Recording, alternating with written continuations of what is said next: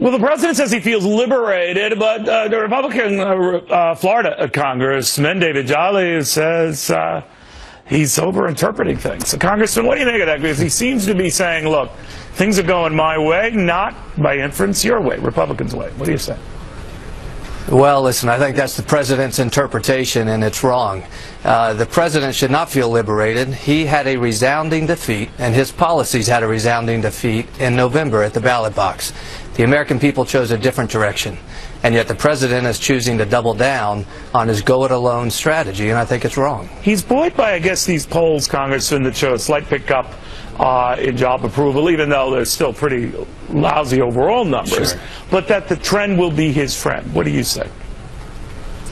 Well, listen, that's the president governing by polls, and it's easy to go up when your disapproval has been so low.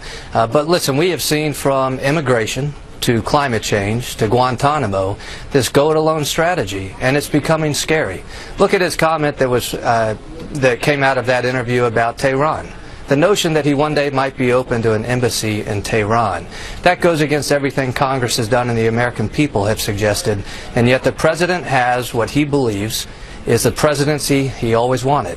He never again faces re-election, and he's choosing to go it alone, and it's an affront, a very audacious affront to the American people. We should be offended by it. Well, he's liberated by it, but he also mentioned the fact that if Republicans want to mess with him, bring it on. I'll veto anything that I don't like that they throw at me. What do you say? Sure. Well, listen, I think the president has been intellectually dishonest about his veto pen, and all we have to do is look at immigration. Neil, you'll remember how many times the president has said, if the Congress would just act and pass a bill, then he wouldn't need to go it alone. Well, you know what? We did pass a bill. The president refuses to sign. If we were to pass an immigration bill, it would reflect border security, immigration enforcement, the principles that the American people believe, not those of the president.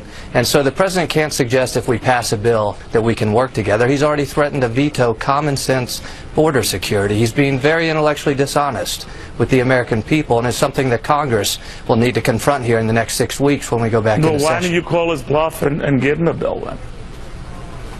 Well, I think you'll see that. You'll see some immigration measures move. Now, listen, when we passed it in July, we passed a border security bill.